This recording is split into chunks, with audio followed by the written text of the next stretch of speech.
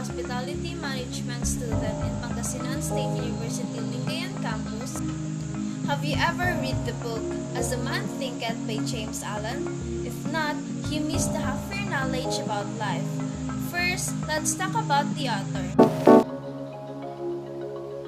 James Allen was a British philosophical writer known for his inspirational books and poetry and is a pioneer of the self-help movement.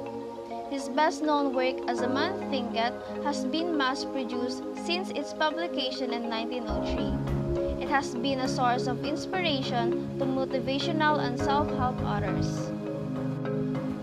As a Man Thinketh, a work of art by James Allen. It will help you develop a growth mindset. It is the most powerful books on the planet because its message lies at the foundation of 99% of all self-development books that publish. This book is great if you wish to change your ways of thinking and come to a realization about life. The book is simple but worth it. Everyone can understand the point about how powerful one's thought give power over one's life.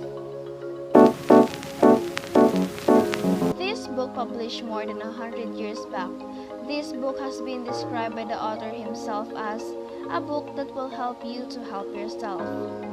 The book is another reminder of how thoughts influence our characters, circumstances, health, purpose, and achievements. This book must read if you are starting a journey of personal growth or want to know how self-help book looked a century ago. This summary is made up of my notes, thoughts, and highlights about the 7 lessons that I have learned while reading the book. Lesson 1. Your thoughts is like a seed that turns into a big plant. Single thoughts often turns into a major decision, which make your thoughts the root of your actions. A man's mind is likened to a garden, which may be diligently cultivated or allowed to run wild, but whether cultivated or neglected, it must and will bring forth. James tells us that our lives will always be found to be related to our inner state. We are where we are in our lives because of our thoughts. If your thoughts shape your actions and the changing your thoughts, you can also change your actions. These actions will shape you into a pattern, will eventually make up your character. As Bill Gates says, if you were born poor, it's not your fault. If you die poor, it's your fault. So start cultivating your mind by planting positive seeds. Today, we should stop accepting negative thoughts and take control of your mind and your life. This means constantly learning, taking action, and thinking better thoughts. Next, lesson 2. You influence the world as the world does to you. Your thoughts and actions are so deeply connected. At the beginning of unlawful thoughts, the body sinks rapidly into disease and decay at the command of glad and beautiful thoughts. It becomes clothed with usefulness and beauty. Change your thoughts, change your circumstances. That's what Allen has to say. Example of this is the 2 different person but has one goal. Their goal is to be fit.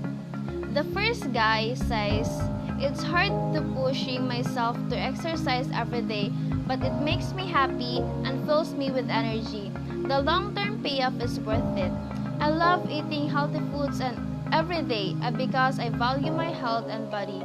On the other hand, the guy number 2 may think I can't be bothered exercising today because I want a bit of fast food for dinner won't hurt me. I've tried exercising and eating healthy for 1 week, but it never made that difference. Of course, you can think you will be healthy and magically lose weight overnight. But the habits and actions required to do so.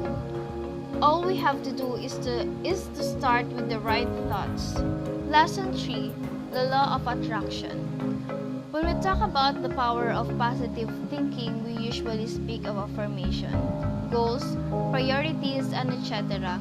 Whatever the mind thinks, good or bad, will have its result in how the body behaves. Thinking positively deeply and dwelling on energizing thoughts can keep you young. The book doesn't tell us how to form habits, but rather it tells us lessons in life, and there are some tips that I can share with you about this. First, you can write your thoughts the first time you open up your eyes in the morning. Write daily affirmations. Affirmations is basically a thought that will affirm yourself. I always wanted to become a famous Wattpad author, and I used the Twitter app and posted that I am a famous Wattpad author, even if I am not yet famous author, because I really want to become an author someday and inspire people with my work. Second is the benefit you can get if you stick with your plans and goals. If you start changing your habit and behavior, your character too. If you avoid bad habits, you will gain so much benefit than you expected. Last, associate pain with bad habits. Quit everything that is bad for you and start thinking on how you became happy and healthy. Lesson number 4. Aimlessness is a vice. Until thought is linked with purpose, there is no intelligent accomplishment. Allen argues that those without a solid purpose fall prey to worries, troubles, and fears, but those who have goals and think purposefully can talk themselves into being stronger and more capable individuals. Have you ever asked yourself what are you doing in your life? It's easy to settle into daily routines with no real purpose. Michael Angst, author of Become the Ace, says, go out and explore. Try new things. Your greatest talent may emerge from something you've never considered. The most fulfilled people always seem to have a purpose. If you fail on your first job, that means it's not really for you. So you can always try to find another job that suits you well. Example of this is the character of Gang Soon-ji in the Korean drama Zombie Detective. She was a journalist. She writes about the missing people and she always got trouble because of it. Until she met Kim Woo-young. He hired Soon-ji as an intern to his detective office and they both investigate some cases that have connected with them. Soon-ji feels like she's really suited to become detective and work in silence rather than a journalist. Lesson number 5. None but himself can alter his condition. A strong man cannot help a weaker unless the weaker is willing to be helped. People may be able to nudge others in the right direction, but at the end of the day, it's up to them to take charge of their lives. So don't waste your time helping other people who aren't willing to change and focus on people who are. Lesson number 6.